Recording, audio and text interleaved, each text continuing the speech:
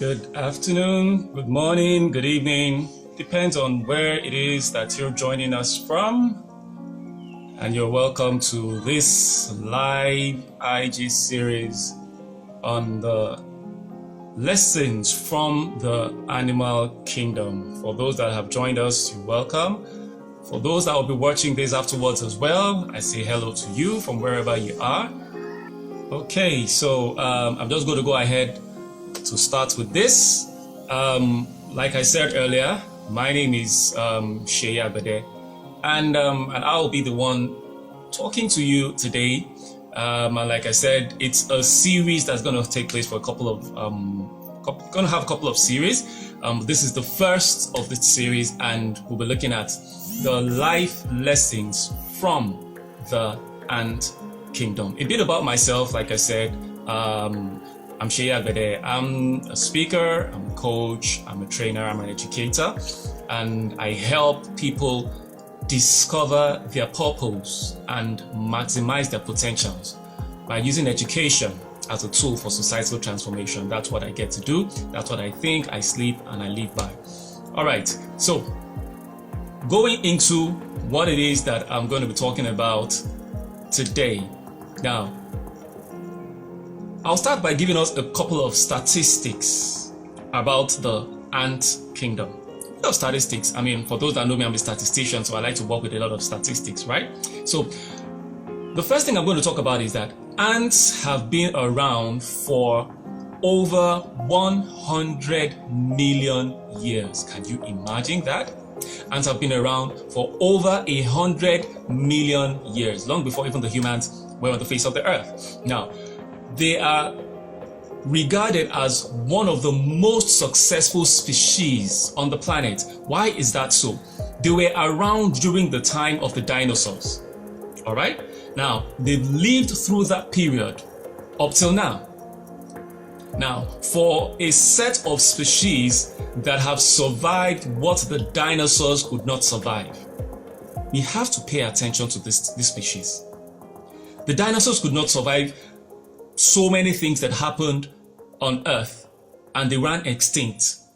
These guys, these ants, survived this.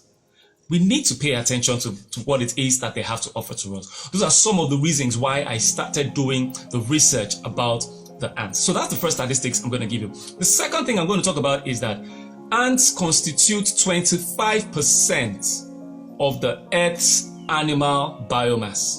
What do I mean by that? If you take the mass of all the animals that we have on planet Earth, on the face of Earth, put all the animals together, the mass that you're going to have, ants alone constitute 25% of that mass. Isn't that strange? Considering that these guys are just little tiny things.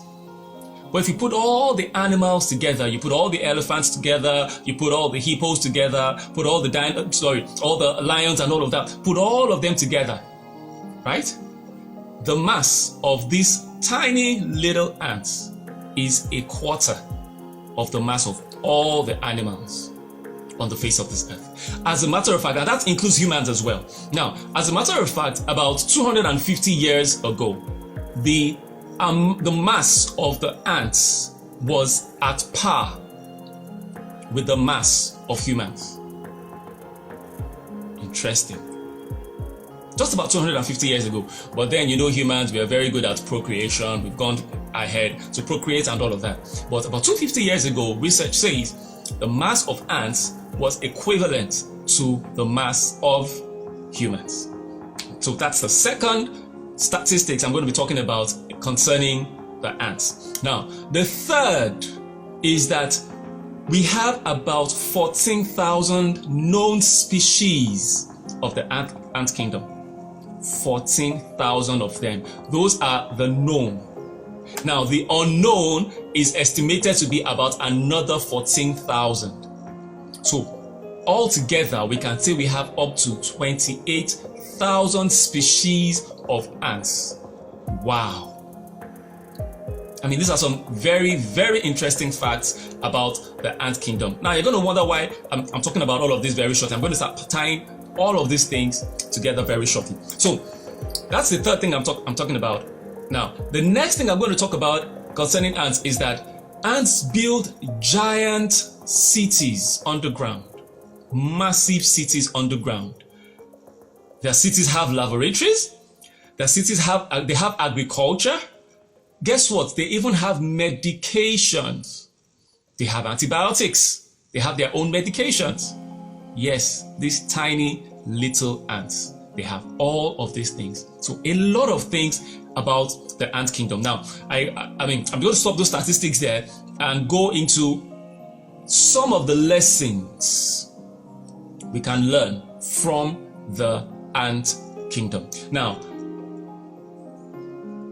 for those that are of the Christian faith, okay, apologies to those that are not and may be watching this afterwards or are online now. For those that are of the Christian faith, the Bible talks about King Solomon, right? I mean, he was a great philosopher, a very, very wise man, right? And he said some things concerning the ants. I'm going to read them very quickly before I go into some of the lessons that we have from there. So, in the book of Proverbs chapter 6, from verses 6 to 11, I'll read that. Proverbs chapter 6, from verses 6 to 11. Now, he talked about I'm reading from the Message Bible. It says, "You lazy fool, look at an ant. Watch it closely. Let it teach you a thing or two. Nobody has to tell you what to do. All summer, it stores up food. At harvest, it stockpiles provisions. So, how long are you going to laze around doing nothing? How long before you get out of bed? A nap here, a nap there. A day off here, a day off there. Sit back, take it easy. Do you know what comes next? Just this. You can look forward to a dirt poor life. Poverty, your permanent house guest." I mean, this guy is very, very interesting. Now, let's begin to unpack some of these things he's talked about and other people have talked about as well. So, key lesson number 1. Now, are you aware that ants can lift up to 5,000 times the size of their own weight? So the weight that an ant can lift up is up to 5,000 the size of the ant itself. So let's assume an ant weighs a kilogram. It doesn't weigh up to that, but let's just assume an ant weighs a kilogram. It will successfully lift a weight of 5,000 kilograms. That's what that means. That tiny little thing. That's very interesting. Now, what does this tell us? If the ant could not dream big, could not imagine big, he would never have attempted to carry a weight of 5,000 its own weight. Imagine I walked up to you and I told you, carry this car up.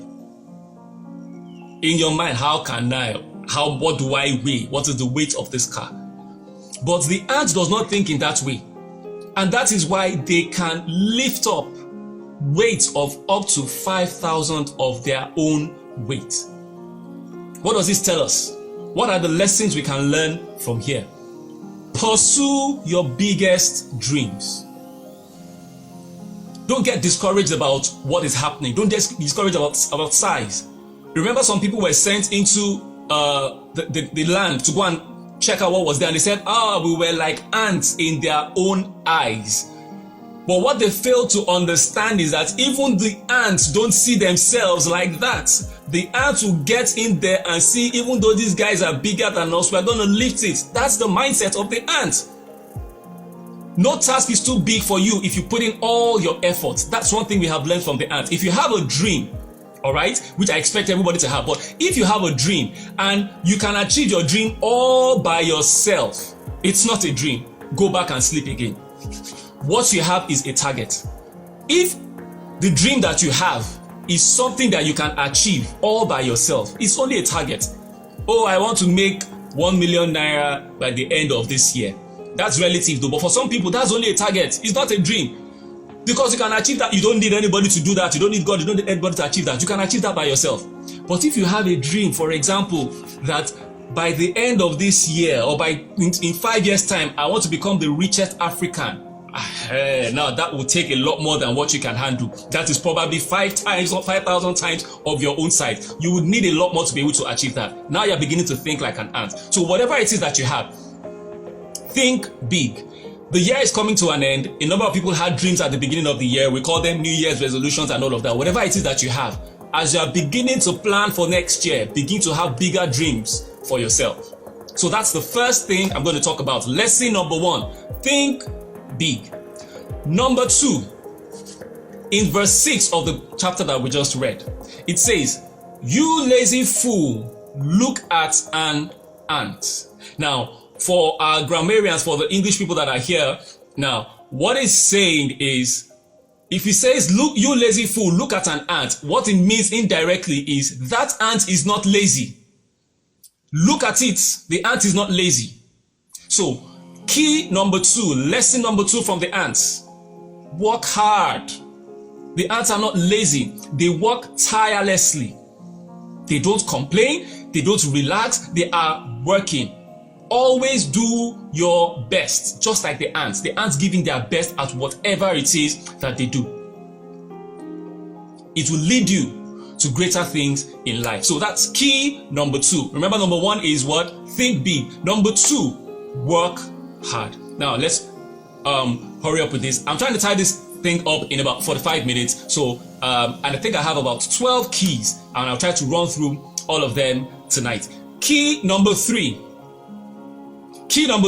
Now, there's a research conducted by a lady. Her name is Danielle Mersch. You can Google her up. She's a professor currently based in Switzerland, I think. She's originally German, but spent a lot of her time in Switzerland and did her PhD and all of that in Switzerland. Now, she spent years, about a decade or so, investigating ants.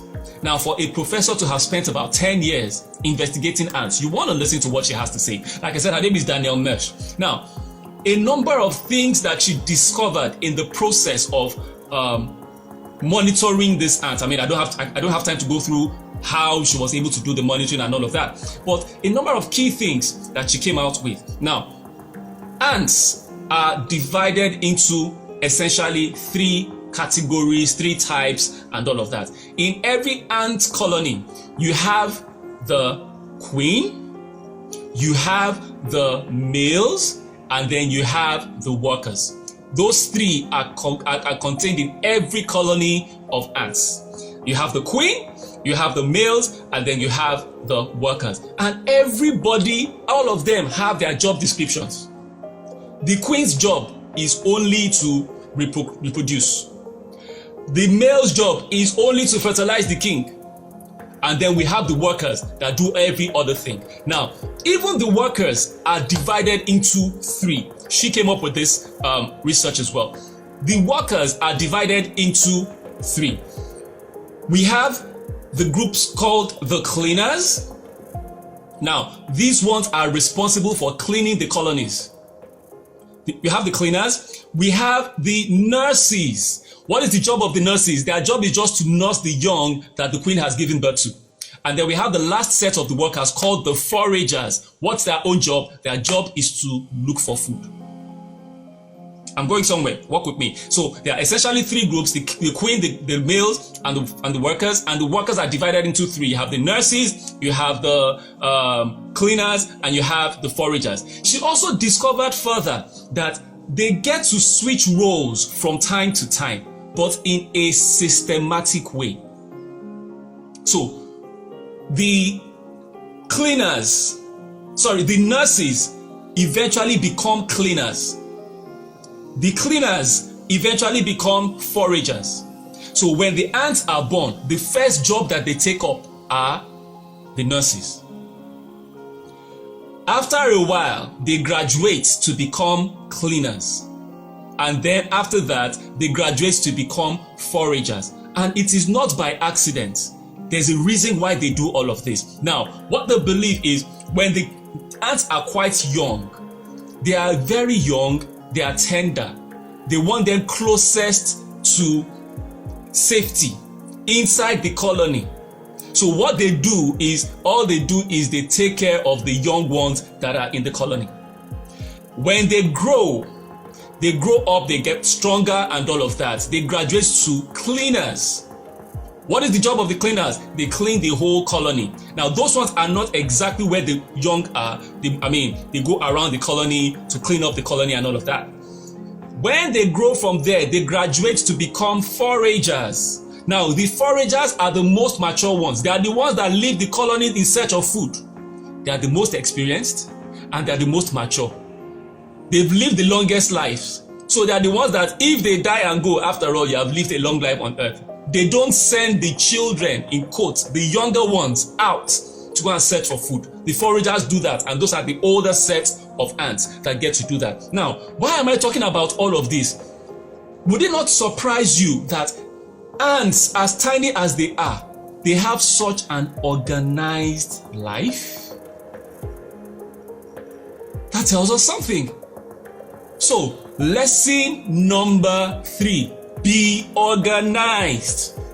These ants, as tiny as you see them, as aimless as you see they are very organized. They have their roles and they follow through. Nobody breaks ranks. They follow through. So let's speed this up. That's key number 3. Key number 4. Now, the verse 8 of that part that I just talked about, it says, all summer it stores up food. At harvest, it stockpiles provision.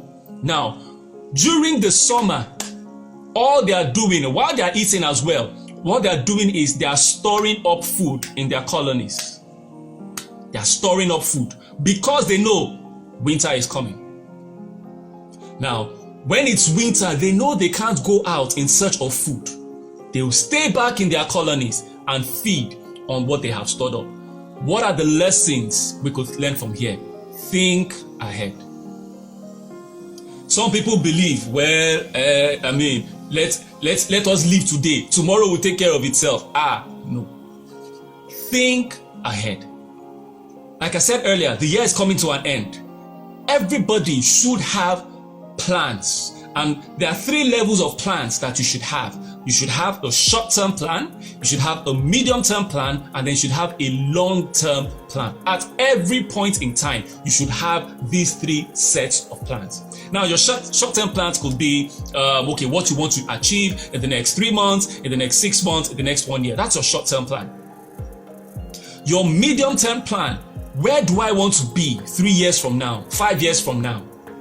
And then your long-term plan is, in 30 years' time, this is where I want to get to. Now, when you are writing your plans, your goals, your visions, whatever it is that you want to call it, start from your long-term plan, because that's where you're getting to. That's where you want to get to. So, in 30 years' time, this is where I want to get to. For me to be able to get here in 30 years' time, this is what I need to achieve every 5 years. Now, for me to be able to achieve this milestone every 5 years, this is what I now need to achieve every year. So you start off with your long-term plans and then you break it down till you get to your short-term plans. That's how this ants think, and that's how we should be thinking. So that's another lesson we should be learning from them. So that's lesson number 4, think ahead. Now, let's go on with this. Lesson number 5. Now, although ants are strong individually, right? They work in groups. You would hardly see an ant by himself or by itself. They work in groups. Now, during extreme weather conditions, let me give an example of how they work in groups. During extreme weather conditions, so for example, a hurricane, a storm, and all of that. So it was observed, another doctor particularly observed this. It was a hurricane in America. And then what they noticed was, after the hurricane, everywhere was flooded, everywhere was cold and all of that. The ants formed what was called an ant raft. You know what a raft is? Those kinds of floatable things on water, inflatable things, you put them on water and all of that. So what they did was, all the ants that were there, they locked themselves together and they formed a raft. What were they doing? They understood that if I am on my own, I probably will drown much faster than I can think of it. So they found themselves, all of them that were there, they all came together, locked themselves together. They became a formidable force. That way, they can last longer on water before the water dries out or before they are transported to land where they can get to safety. Now, on their own, probably they will last maybe 3-4 days, maximum a week. They cannot last more than a week on their own. They're going to drown, they're going to tire out and drown and all of that.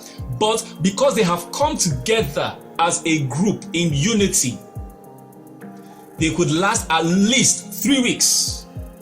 That's the power of unity. Now, similarly, if they get to a place where they cannot cross, have you seen ants building bridges with themselves before? This one goes, another one goes on top of him and all of that, and then they build a bridge, an ant's bridge. And once that bridge is completed, all the others will get to pass the bridge. That is how the ants think. They think of together, teamwork. That's one thing we also need to learn from the ant. Now, there's a South African philosophy called the Ubuntu philosophy. I don't know if you have heard of that before. The Ubuntu philosophy. Now, it says, and it has some words. It says, Umuntu, Ugumtu, Ugubantu. For the South Africans that are here, I'm sure you'd understand what that means. Let me take it again. It says, Umuntu, Ugumuntu, Ugubantu. Now, what does this mean in English? It means, I am because you are, and you are because we are. I'll take that again. I am because you are, and you are because we are. I am existing because you are here, and the reason why you are here is because we are all here. Collaboration. So we need to get to work together as one unit to fulfill our dreams. That is one thing we humans need to learn from the ant kingdom. Everybody works in silos. Everybody works on their own. But we can't achieve more with that. All right, so that's key number 5. Key number 6. Ants never give up. They never give up. They do what they can till death. Have you ever seen, much younger, when I was much younger, I used to walk around or play around with ant hills and colonies and all of that. Have you ever seen ants walking in a line before, and then you try to disrupt that line? So maybe you put a stone across the line or you put a stick across the line. What would they do? Would they turn back and go to their colony? No. They either go over, go beside, go under, or go through. They don't give up. They will find an alternative. For as long as they are alive, they don't give up. That is a spirit that we need as well. Some of us go through challenges. Oh, you started the year, yes, this is what I want to achieve this year. February came, March came. It's like this thing is not working. And then you go back. You started a business. Who says everything is going to be rosy from the beginning? When you hear some people's testimonies, some people's stories, you think that, oh, they haven't gone through any challenges. Oh, yes, they have. Who says it's going to be all rosy at the beginning? When you start off the first year, second year, things were not, and then you pack it up, I beg, this thing is not working. No.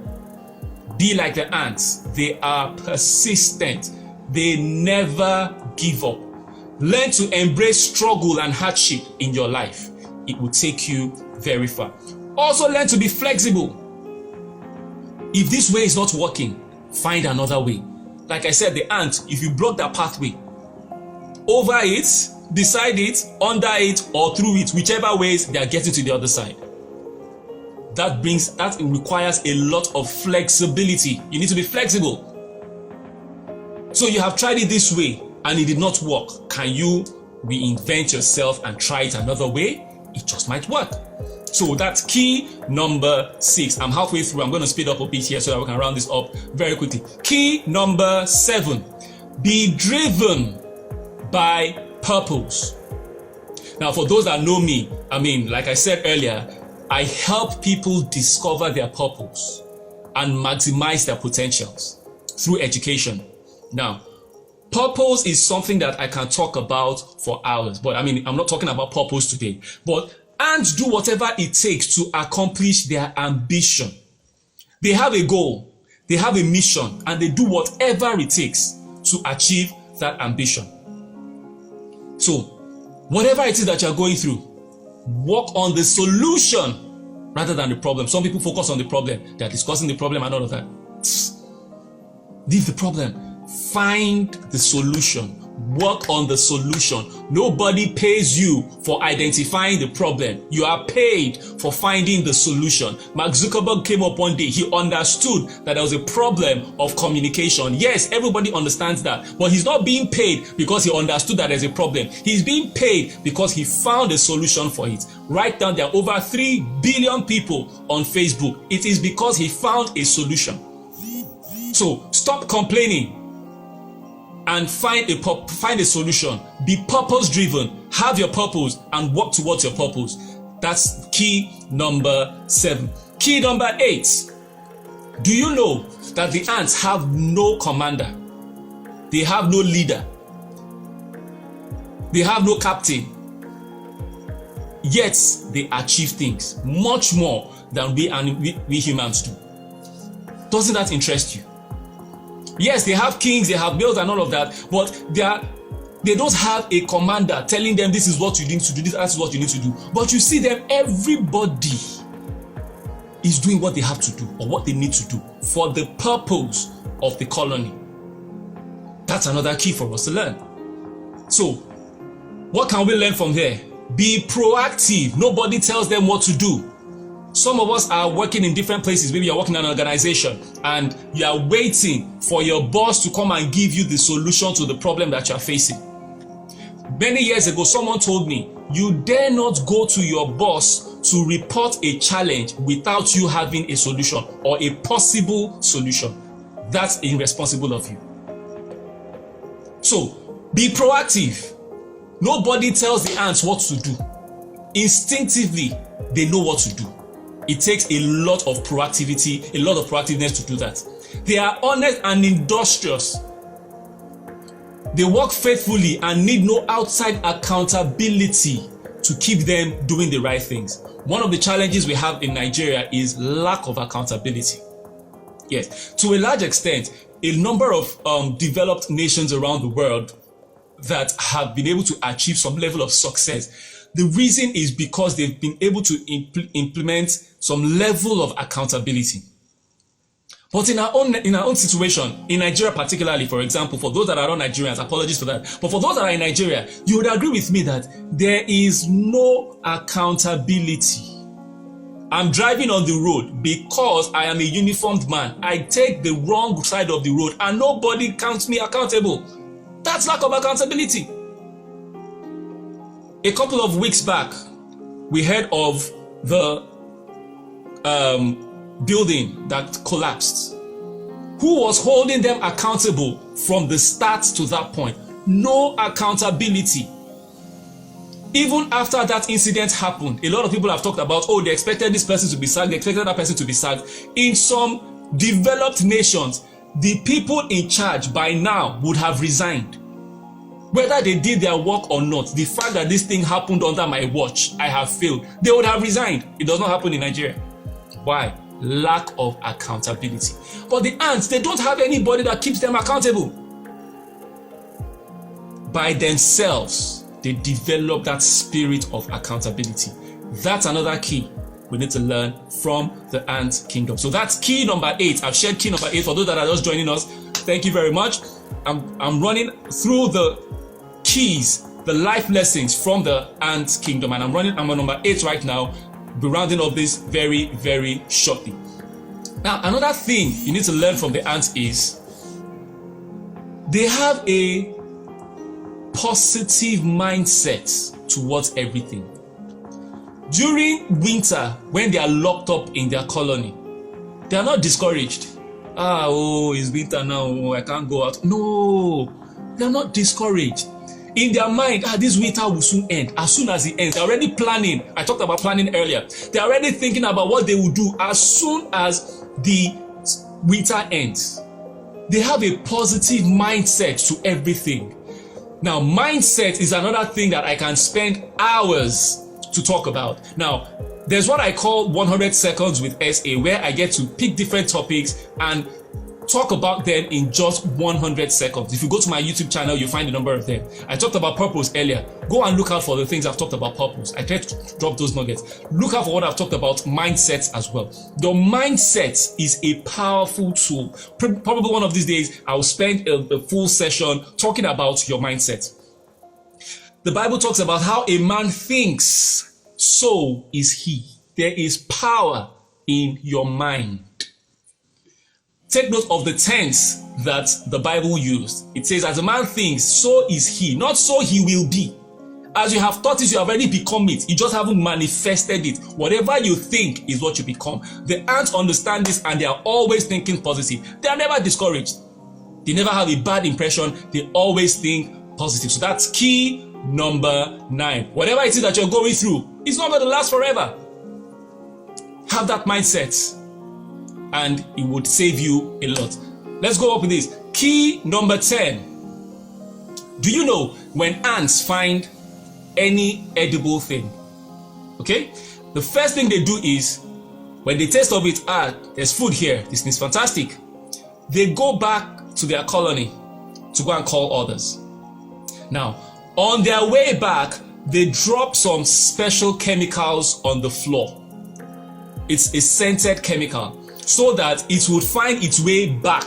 You wonder why you dropped a grain of sugar in your kitchen or on the floor, and then all of a sudden, after a few hours, you saw ants had surrounded there. They know how they will find these things. Once one of them finds it, immediately he goes back to the colony. He goes to call the others. I have food here. But while he's going, he drops some tracks. He drops the chemicals on the way. When he gets there, as all of them are passing on that track, for as long as the food remains there, they would also continue to drop their own chemicals on the way, so that the scent becomes stronger. Others will know that there's food here. These are ants. Nobody taught them. Instinctively, they do this. Now, as soon as food has finished in that place, automatically they will stop dropping this scent. You just find out that that line has disappeared. They know there's no more food there. They also do what is called prophylaxis. Let me explain that. Remember that earlier I talked about the 3 kinds of workers that they have. They have the nurses, they have the cleaners, and then they have the foragers. Of all of them, only the foragers go out to get food. So you'll be asking, those other people that are left in the colony, how do they feed? Because they never go out to get food. Only the foragers go out to get food. How do they feed? Now, the interesting thing is that ants have 2 stomachs. Okay? They have the regular stomach, and then they have what we call the social stomach. I'll explain what that means. They have what is called a social stomach. Now, when they find food and they eat, they first of all fill the main stomach. Then they fill the second stomach, which is called a social stomach. What are they doing with this? By the time they get back to their colony, right? Those people that were back in the colony, tending to the young, cleaning the colony, taking care of the queen, they will get to feed them from the social stomach that they have. Interesting things about ants. They will feed them, and that process is called prophylaxis. It's more like regurgitating what it is that they've eaten. Now, don't think about all the how yucky it might be and all of that. They understand how to do these things. But that tells you the mindset. So as the forager is out there eating, he eats for himself and he eats for someone or people back in the colony, because he understands this is division of labor. They are back there cleaning the colony. They are back there taking care of the young. I am out here getting food. So I will not eat for myself alone. They have 2 stomachs. So they eat for themselves and then they eat for others. Isn't that a key fact we need to learn from the animal kingdom? Now, instead of us having what we call competition, how about having what we call cooperation? I'll take that again. Instead of having what is called competition, how about having cooperation, where we are cooperating together to achieve? That's what the ants do, and that's what we need to do as human beings. Practice unselfish unity. Share. Together, everybody achieves more. We keep hearing that statement. That's one key thing about the ants. They don't think for themselves alone as they are going out. So as they are going out, as they are getting this business idea, I mean, how many of us humans, how many of us do that? When we discover, this is a business idea, what happens is you want to prevent every other person from knowing that there's that business idea, you cover it. Nobody should know. But that's not what the ants do. Like I said, they go back and call everybody, come and get. Even for those that they know cannot come and get. So it's only the forager that can come and get. For those that cannot come and get, while they are getting their own, they are getting for the people back in the colonies. That's another key we need to learn from them. So practice unselfish unity. I have two more to round this up. Number 11. Verse 7 of the scripture I read earlier says, nobody has to tell it what to do. I talked about this earlier. They don't have a commander. They don't have a leader. They don't have a king. They don't have anybody that instructs them on what to do. Have you seen ants walking in a line before? Almost as if they are marching with precision. And you'll be wondering, when did they have the rehearsal for this? Some of us that went for those in Nigeria as well, we went for NYSC. We know how some of us struggled before the commanders, the soldiers and all of that could get us to march in a line. Who taught these ants to march in a line? You see them moving in a straight line. Nobody falls out of line. Who taught them? What can we learn from them? Discipline. Discipline. Like soldiers, they are disciplined to the core. And not just disciplined, they are self-disciplined, because nobody comes to punish them for not doing the right thing. But instinctively, they do the right thing. They are disciplined. They are born disciplined and they lead discipline. Now, speaking about discipline, there are different types of disciplines. So we have what we call financial discipline. How many of you have a financial budget for yourself? How many of you? You have a budget. This is how much I'm going to earn every month for the next 12 months. This is how much I'm going to spend. This is how much I'm going to save. This is what I'm going to do. How many of you have a financial budget? You spend as you earn. That's lack of discipline. Time. Discipline with time. How many of you plan your day when you wake up in the morning? Not just, okay, I will visit this person, I'll do that. Do you plan the minutes, the seconds, the hours? Do you plan that? Discipline. Diets. Some people eat anything. Let me eat it now. You don't know when another one will come. Discipline. Watch what you eat. So there are different forms of discipline. You have marital discipline, you have sexual discipline. There are so many types of disciplines. But that's one thing about the ants. They are disciplined. And the last thing I'm going to talk about, like I said earlier, verse 7 of the scripture that I read, it says, which having no guide, no overseer or ruler. They don't have a guide. They don't have a general overseer. They do not have a ruler. They operate a flat structure leadership. For those of you that know about leadership, I teach a lot about leadership as well. Now, there are different structures. So you have what is called a flat structure leadership and a tall structure leadership. A tall structure leadership is a kind of leadership where you have a head that has another assistant that has this, and then you have different layers of leadership. That's a tall kind of leadership. A flat kind of leadership is where everybody is on the same level. There is no leader. That is what these ants practice. But do you realize that despite the fact that they do not have a leader, have you seen ants fighting before? I don't know if you have. You saw them on the way and they were boxing each other because, they don't fight. Despite the fact that there's no leader.